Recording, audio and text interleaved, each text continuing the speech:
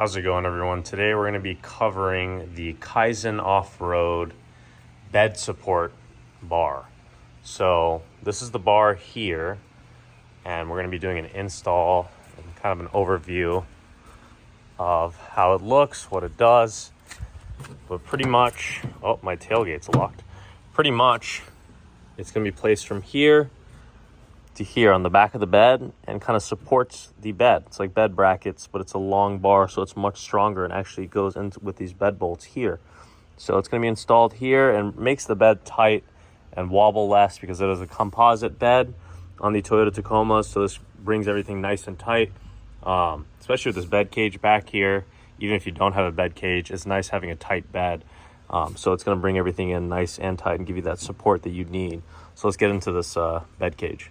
All right, so I've actually had this Kaizen bed support bar here for quite some time. I've had it for about 2 years now, and I just took it apart because I was experimenting with different paint codes and all that stuff to get them painted. I am repainting my bumper, the bed cage, and this bar. So I'm installing it now, but I'm actually taking it back off as well. Everything on the truck, including the front bumper, bed cage, and this bar, will be painted in the Mercedes Obsidian Black. It's a high gloss black with a little bit of silver metallic. I went with that because our G-Wagon over there, the front bumper has that paint, and it's super nice, and I was always a fan of it. And I contacted Prismatic Powders, and they actually had the powder for it. So I'm gonna put a clear coat over it for UV protection and abrasion protection. And, you know, I have to put this back in for the meantime because I still have some other videos to film out there. So I figured it'd be a good time to do a little install video. And then later when it gets painted, I'll probably post another video on all the paint done to all the bumpers and cages and all that. So you have the bar here. You have 2 plates here, which I sanded down. Gonna have these repainted too. And you have another 2 plates, single plate on each side. Hopefully the sun is kind of blocking it, but that's a plate right there. And there it is, if you can see it. Anyways, this kind of ties everything in together, so you're not just putting this bed bar straight to a composite frame. Well, actually, this portion of the bed is steel. But anyways, it's just stronger reinforcement on both sides. So I really like this setup. They really thought this through. Let's go ahead and open the tailgate. My keys. You have to take your tail lights off for this install to access behind this panel here. As far as what you need, you have a 3/4 socket and a 3/4 wrench right here. And then preferably if you have a power tool like an impact, make life a lot easier. It's actually difficult to access this lower bolt with the impact, so only the top bolt because you have a crossbar here. So for this, you'll just need a normal hand wrench to tighten that. So anyways, let's go ahead and put this on. All right, my truck bed is a mess, but this is kind of operation maintenance I'm going through right now. Getting everything powder coated and kind of like I repainted all the bed rails and everything. I'm just tightening everything up. I do this every few years, overkill on everything. I'm gonna go into the chassis, check for any rust, repaint, sand things down. So it's very important to do this every once in a while and keep checking our truck. So we're gonna go put this back in here temporarily for about 2 weeks until I take it back off again. Like I said, 3/4 wrench, 3/4 socket, preferably an impact gun. When you are tightening these bolts, they come with lock nuts. It's good to put some removable Loctite on here. I'm not doing it because I'm gonna be taking it off, but there's gonna be a lot of vibration and movement. So definitely a good idea.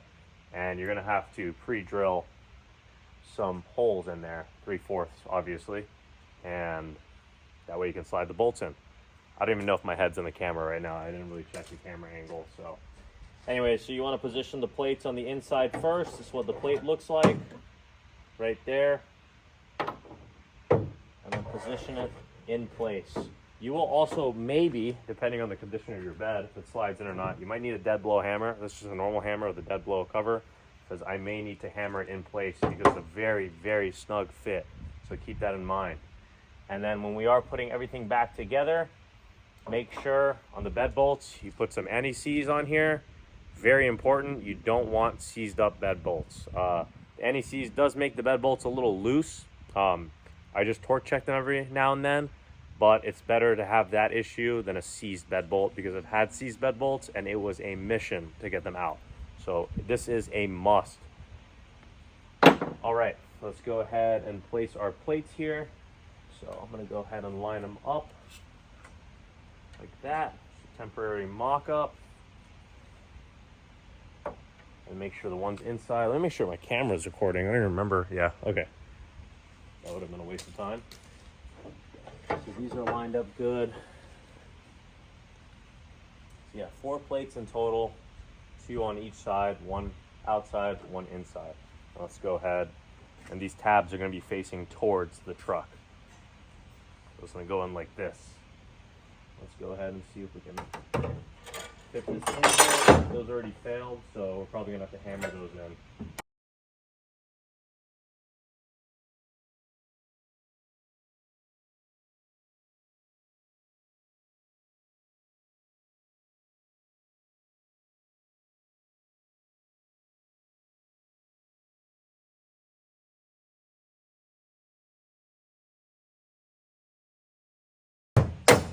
Nice. Now make sure when you're doing this, make sure that the plate on the inside is lined up before you do the bottom bolt. I forgot to do it on that side, so I'm probably gonna have to go back and double check that. Yeah, make sure that when you put the top one in, make sure the inner plate is lined up with the top. That way the bottom plate slides in easily. So the bed bolts are in there. I'm going to tighten the bed bolts first, and then I'm gonna tighten these, because I want these bed bolts to sit in flush. Yeah. Or torque check them yet. So I got that in place, nice and smooth. Didn't over tighten it whatsoever. Just drive it in there slowly so you don't strip any bolts.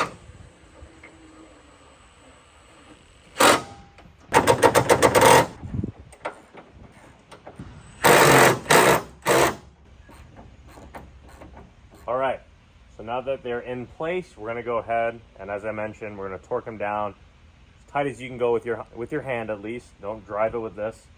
And make sure to use removable Loctite, not permanent, the blue one. We're gonna go once again in this pattern here. Zigzag.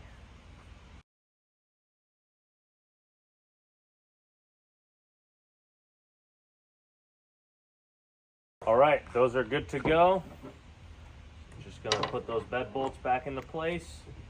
I'm gonna use an actual torque wrench later. This is just for the video. Just gonna tighten them down nice and carefully. Keep an eye, make sure you don't strip anything.